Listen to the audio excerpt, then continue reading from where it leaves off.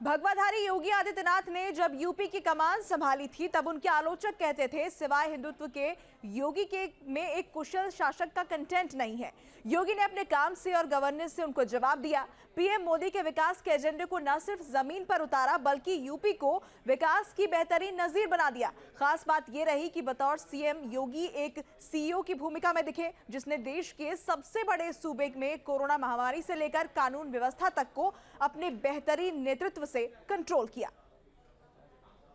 मैं आदित्यनाथ योगी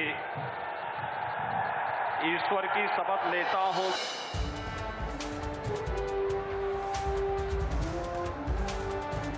आज पूरे यूपी की जनता कह रही है यूपी प्लस योगी बहुत है उपयोगी।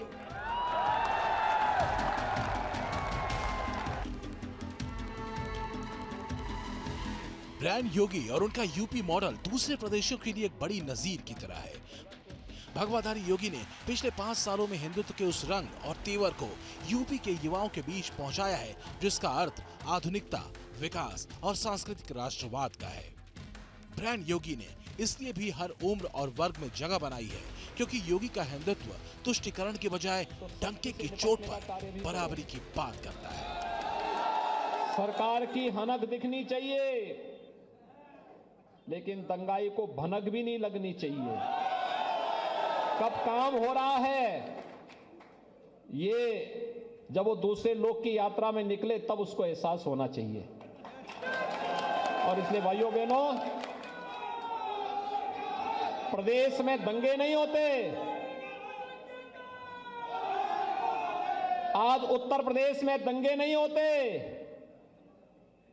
दंगाई उत्तर प्रदेश से पलायन करते थे और जो व्यापारी भय के मारे 2017 के पहले सपा की सरकार में, बसपा की सरकार में पलायन कर गए थे, वे वापस अपने घरों में आकर के केराना और कंदला में आकर के फिर से अपना व्यवसाय कर रहे हैं, शान से कर रहे हैं। योगी ने बड़े सधे तरीके से भगवा रंग को सांस्कृतिक राष्ट्रवाद से जोड़ते हुए धार्मिक स्थलों के विकास पर फोकस किया। फिर चाहे वो पीएम मोदी का dream project Kashi Vishwanath corridor हो या फिर अयोध्या में भव्य राम मंदिर का निर्माण। काशी और अयोध्या हिंदुस्तान की वो सांस्कृतिक पहचान है जिससे विपक्षी सियासत ने हमेशा परहेज किया और बीजेपी मुखर रही। भगवाधारी योगी ने संस्कृति की इस पहचान को विकास से जोड़कर विकास धर्म का एजेंडा सेट कर दिया। अयोध्या में भव्य राम मंदिर निर्माण हो रहा है। वाराणसी में काशी विश्वनाथ कॉरिडोर बन चुका है। मिर्जापुर में विंध्याचल कॉरिडोर, चित्रकूट में राम वनगमन पथ और प्रयागराज में कुंभ क्षेत्र पर भी योगी ने फोकस किया। इसमें कोई दो राय नहीं है कि योगी ने मोदी की राजनीति और राजधर्म को बखूबी जिया और उसका प्रयोग भी किया। हिंदुत्व के एजेंडे पर बेहद आक्रामक दिखने वाले योगी सामान्य जन के बीच उपलब्ध रहे। धर्मनिष्ठ योगी का राजधर्म सबके लिए रहा। विकास के कार्यों के साथ जुड़िए।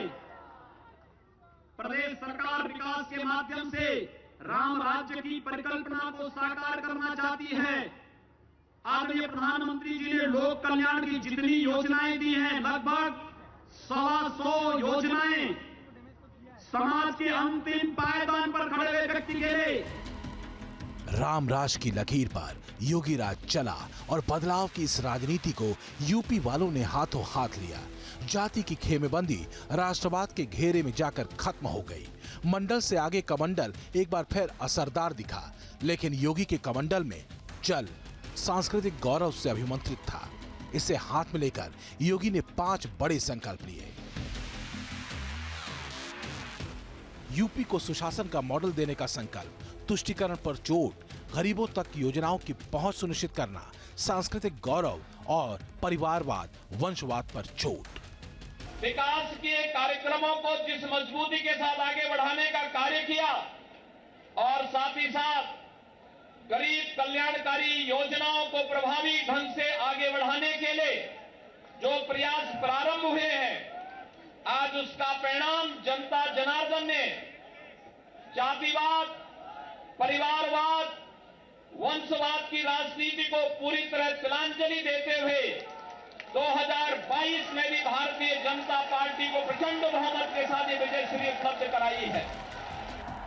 मैं एक सूबे के मुख्यमंत्री के धर्म को धारण कर योगी ने फिर शपथ ली। भारत के संविधान के प्रति सच्ची श्रद्धा और निष्ठा रखूंगा। पिछले 5 सालों में बदलाव की राहें अब सरपट भागने को तैयार हैं। अवध के मंच पर मोदी और शाह के बीच एक और चेहरे ने जगह बनाई है, जिसके गवर्नेंस मॉडल की चर्चा विदेशों तक में है। हिंदुत्व के रंग और विकास धर्म के साथ ब्रांड योगी पर अब यूपी की मुहर लग चुकी है। Team news nation. विश्व बड़ा ही है पुष्ट भारत